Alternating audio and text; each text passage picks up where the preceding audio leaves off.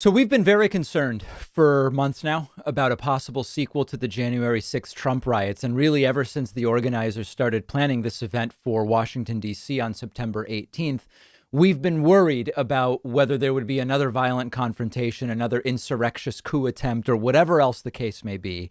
Now, September 18th, 2021, you might notice if you look at the calendar, that date is now in the past. This was this past Saturday. And the reason for the fears of violence was that as much as the point of the rally could be understood, and we'll get to how it sort of wasn't even clear what the point of the rally was, as much as we could understand the point of this rally, it was to support what the rally goers believe is unfair treatment of the alleged Trump rioters from January 6th. If there was any theme, and it was so disjointed, if there was any theme at the Saturday event, it was that the September 18th protesters feel that those accused of rioting on January 6th are being held illegally, without good reason, in poor jail conditions, not being given good food or provided bail. Suddenly, the Trumpists care about prison reform, hilariously. But if you are rallying in support of rioters, it's totally plausible that you would become violent as well. Fortunately, Washington, D.C. was far better prepared. Fortunately, it did not become violent. That's good. I know that there were many on the right saying, you liberals want it to be violent. No, I wanted it not to be violent. We even had a coupon code during our live stream Saturday, which was, please no riot. We did not want it to be violent, and it was not. But hilariously, it did become a complete and total humiliation. A few dozen people showed up to the event. There were more media people than actual protesters. The protester attendance was in the dozens, whereas the media presence was in the hundreds. Now, later we'll be talking about whether the lack of turnout combined with last week's disastrous California gubernatorial recall results are sort of signaling a waning impact or influence of Trumpism in the Republican Party. I'll get to that. Let's first focus on the rally itself.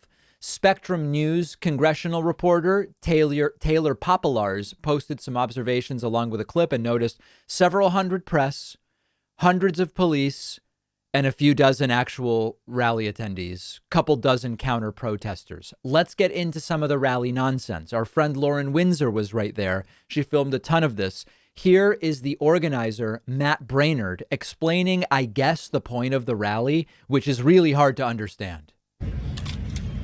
We already have poll numbers that show essentially half of the public believes that the government is holding political prisoners. That came from Rasmussen. And it's not partisan.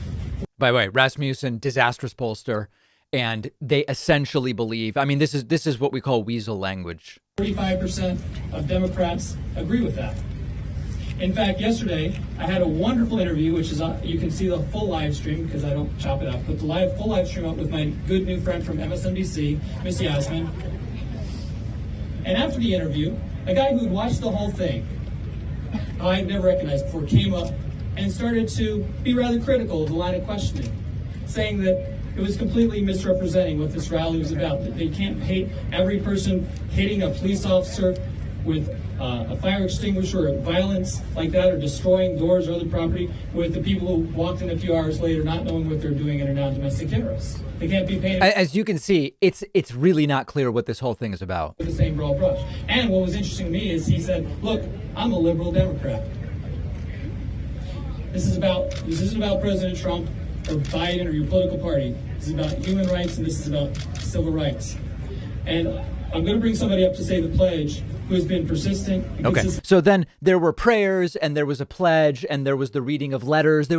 It's not really clear what the whole point of it was, other than to say the alleged rioters from January 6th are being not treated well. Now, hilariously, Lauren Windsor, who filmed a lot of this stuff, noticed that most of the security surrounding Matt Brainerd were black men. She asked him about it afterwards, and he really did not like this line of questioning. Why do you have a predominantly black security force? I have no idea. I didn't hire them. No? What a dumb question. Do you have any response to former President Trump calling this a setup? I have no response to that. Okay, so he found that to be a dumb question. Then, and this is where it starts to get into sort of outer space. they started doing a say her name thing with Ashley Babbitt. Now, remember, Ashley Babbitt was a trespassing criminal aggressor on January 6th. Tragically, she was killed by an officer.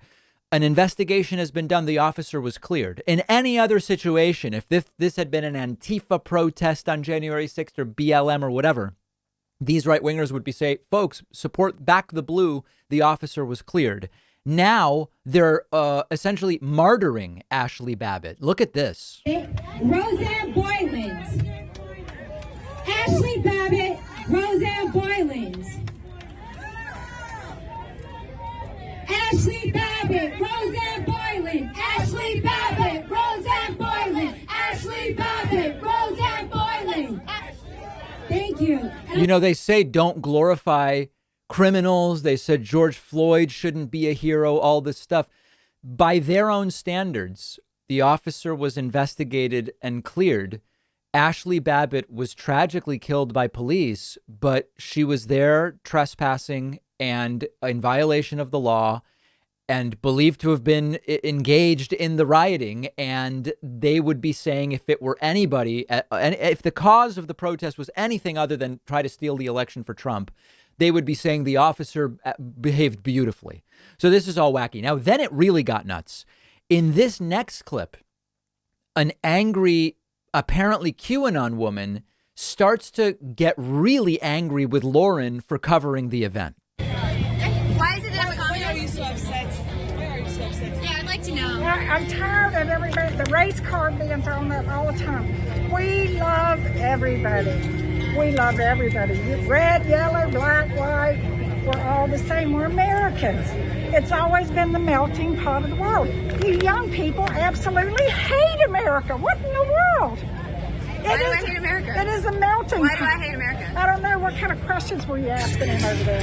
I mean, I think it's a relevant question if you're saying that you're not a white supremacist rally, but then the majority of the security guards on the stage are African American. You don't think that that's a PR move? You're sick. You don't think that was deliberately done? No, I don't. No. No, I don't. Okay, so who hired the security force? What's the name of the security force? They shouldn't have any problem giving that answer. That may be his best friends. You don't know. You're why I assuming. You're Don't assuming. Your Oh my fucking God. finger in my face like that. Okay. So now the woman is getting really up and look, she's so close to Lauren Windsor that she's off camera. You gonna start something with me?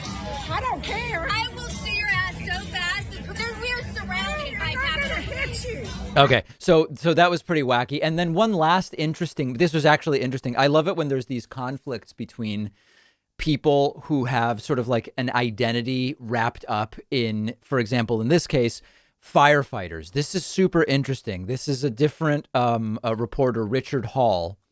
A firefighter in uniform comes over to talk to reporter Richard Hall and starts saying the Trump riots on January 6th were a false flag. It was staged, fake, whatever they mean by a false flag, that's what it was. And then another firefighter, not in uniform, overhears this and comes over and says, this guy doesn't know what the hell he's talking about. Look at this. January 6th, I mean, you saw the violence and, is it So offense appropriate? history will prove me wrong that was a false flag. History will reveal that. Hey, I'm a firefighter too, and this guy's talking pure bullshit. There is no question that what happened on January 6th is the work of people, supporters of Donald Trump, Right. who decided falsely and without any proof that the 2020 election, I will in a moment, in the 2020 election, that it was fake. Were you there? Hold on, big dog. I was there. Where? I was there. Here on January 6th. So let the man speak. The man makes a point. I'd love to hear you next. My name is, by the way, brother, my name is Eric Lamar, Lamar, and I'm a retired firefighter. I would never occur to me to come down here wearing my Class A's. You're retired? And You're entitled to do that. That as a retiree. I'm saying that this, what you're seeing right here, folks, is part of the problem. And it's someone, and I almost weep to say this, that is from a highly respected fire department. This guy is a captain And I have the utmost respect for my brothers and sisters at FDNY, and certainly for someone who not only is a captain, but as you can see, looks the part. And he's coming down here today, and he is spreading lies.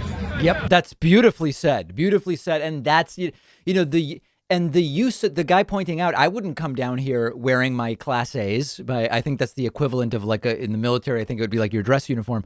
I wouldn't be down here doing that either way. And then spreading lies under that guy is absolutely horrifying. So what's the good news? There was no violence. Barely anyone showed up. It's really the best possible outcome, which will get us into our next topic today, which is whether the influence of Trumpism is evaporating. One of our sponsors is Sheath Underwear. It's summer right now in the Northern Hemisphere. It's hot. It's humid. Many of the men in my audience know about the discomfort that can come with this, with traditional underwear, the sweating, the chafing, the sticking. Not fun. And that's what Sheath Underwear has solved. Sheath has designed men's boxer briefs with multiple ergonomic compartments built into the front of the underwear, which keeps everything separate, dry, cool, and comfortable all day long. Sheath has re-released 2 limited edition styles, Flower of Life with a stylish flower pattern and bold geometric waistband. The other limited edition style is the Mesh Airflow, especially designed to be lightweight and promote extra coolness and breathability. Give Sheath Underwear a try. I've had a great experience with it. I think you will too. You can find the link underneath this video. And don't forget to use promo code PACMAN for 20% off.